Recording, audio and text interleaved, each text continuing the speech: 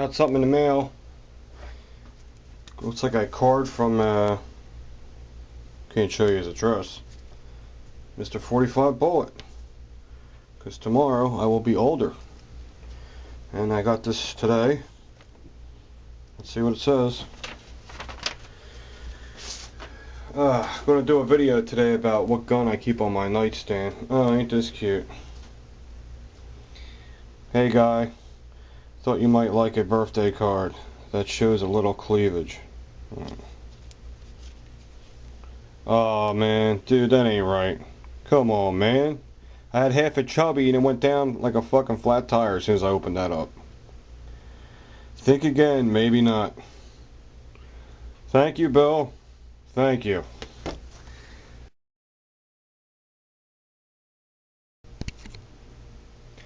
Well, I got something here. It's called the Mr. 45 Bullet Starting Kit. You want to know what it is?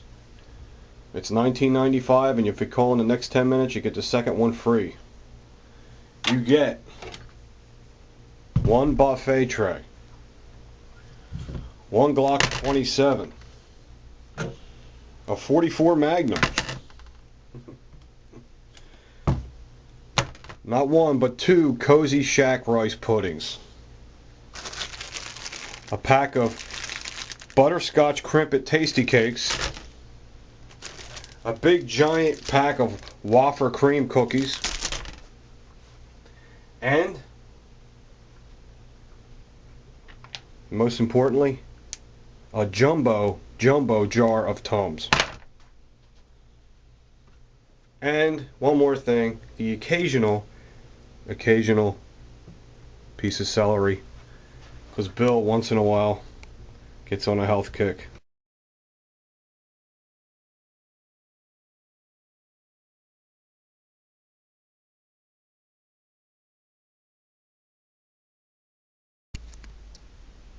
Here's a Glock 23.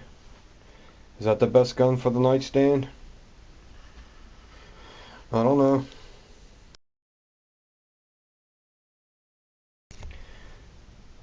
Very beautiful HK USP 40 compact. That could be great for the nightstand.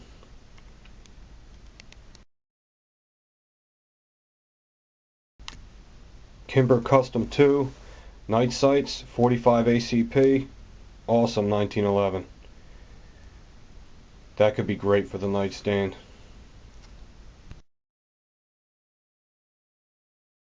Sig Sauer Elite 40 caliber, also has night sights, extremely reliable pistol. Definitely a nightstand gun.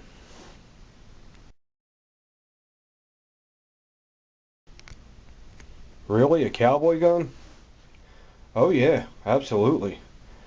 I have great reasons to use this gun at certain times for having next to my bed on the nightstand. Let's see why.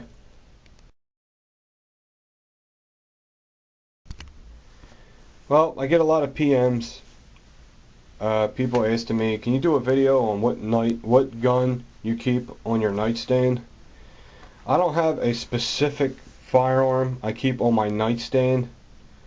I don't really cater to any. I probably cater more to either the Glock or my 1911. That's what you'll see on my nightstand more than anything. Either my Glock 23 or my Kimber Custom 2 1911. They're the two primary ones I use. And also, I mean, the HK is just as reliable as the Glock or the 1911. And I have the night sights on my Kimber Custom 2. So, I mean, night sights and a nightstand go. You know, it's just like, you know, it's just common sense. That's your best bet. But sometimes, if you're an older guy or if you're a guy like me that has the arthritis condition, there's times where my hands get so flared up and they get so painful. There is no way in the world I could pull the slide back on a Glock, an HK, or a 1911. Especially the Sig Sauer, because a very strong spring in there. So that's the night when I do get flare-ups like that, the night that I use my cowboy gun. I know if I get up in the middle of the night and I have a flare-up and my hands are swollen, I'll have no problem cocking that fucking hammer back on the revolver. So either a cowboy gun or a regular revolver, but you guys know I don't have a regular revolver, so if I'm in pain that night, I will use that Ruger Vaquero for home protection. Okay? A lot of guys, well, what about a rifle? I don't think a rifle is a good idea when you live in a row home to use for home defense. It's way too much power. I'm not going to do it. It just doesn't make sense to me. But what I do use is I have a pistol grip shotgun, and that's good. That's probably the best thing to use for home defense is a shotgun. But this is what I use. So if it's a night like this where I'm having problems with my hands and my medication ain't really working, I'll have the Ruger. Say this is my nightstand. That's why I put this down. Kind of looks like that. Believe me, you don't want to see my bedroom. You don't even want to see it. It's horrible. You'll have the gun, of course, and most importantly, another thing you will need next to your gun is a cell phone. And one more thing, a good quality flashlight. Now that's not a great flashlight. I know you guys like the Surefires and all them friggin' aluminums and all that bullshit, but this is a really good flashlight to a contractor's eye. It's like a $40, $30 flashlight, and it's very, very bright. And it even has it blinks like a signal. I don't know what the hell I'd use that for. But on your nightstand, this is what I have on my nightstand. Oh, and I also keep this now because I just didn't have one before. I got, the gift I got from Mr. 45 Bullet. Keep that bad boy on there too. So at night when I go to bed, that's what my nightstand looks like. That's what it looks like. You want to have a cell phone, you want to have a flashlight. If you have a knife, that's cool. If you don't really need one. You want to have your choice of firearm. If you have a bunch of firearms, if you only have one firearm, then that's the only firearm you're going to be using. And if something does happen, God forbid, and you want to have access to a cell phone so you can dial 911. I wouldn't recommend using a hardline phone because if you're dealing with guys that are pros, they'll cut your phone lines or your power or whatever. The cell phone's going to work no matter what. You want your cell phone, you want a flashlight. You don't want to have to rely on the power coming into your house for your resources. Just to be on the safe side. I'm not being paranoid, I'm just covering all my bases. But lately my hands have been pretty messed up, so I've been using my Ruger Vaquero for the nightstand. There's times where I feel good, my hands ain't bothering me at all. If I'm feeling good, I'll use this Sig Sauer. That slide is the hardest one to pull back, but that gun right there, my Sig Sauer, it's just, I don't know, it's like I can almost guarantee it's just not going to jam. That's how it makes me feel, because it's made so well, engineered so well. It has beautiful night sights on it. It's extremely accurate because it's got a lot of weight to it.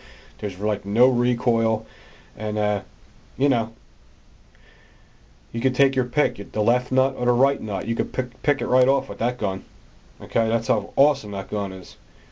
When you're nervous, no, probably not, but more than any other guns I got sitting on the table. But that's me. I'm not saying the Sig's more accurate than the other guns. I shoot best with that and a 1911, of course. It's my Colt.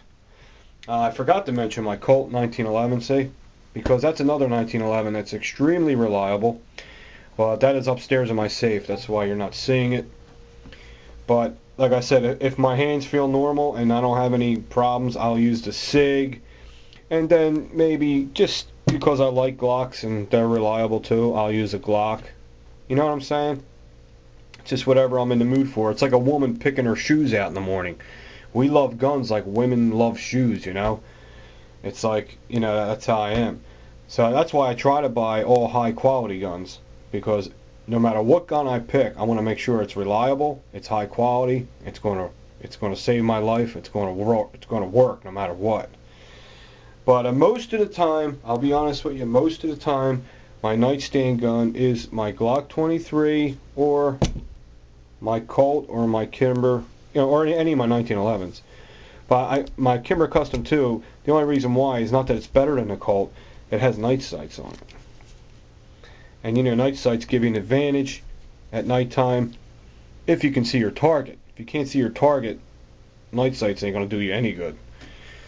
But if you're in a semi-dark area and you can see your target, you want the gun with night sights. It gives you a little bit of an edge. If someone's trying to get in your house, do not leave your bedroom. Don't walk out into the hallway. Stay in your bedroom. Hold on to your cell phone. First thing you want to do is call 911. That's the first thing you want to do. This way you at least know they're on their way while the incident is going on. And if you have to use your firearm, then you got to use it. You really don't want to use it. What I would do is give them a warning. Say, hey, I'm armed. I got a gun. You need to fucking leave. If they don't leave and they keep pursuing, I'd fire a warning shot, maybe down at the floor. If they're getting closer, you feel they're getting closer and they're coming in on you, then that's it. They're done. Their shit's in the wind. But hopefully the cops will be here by then. But really, they probably won't be. They'll be there after it all happens.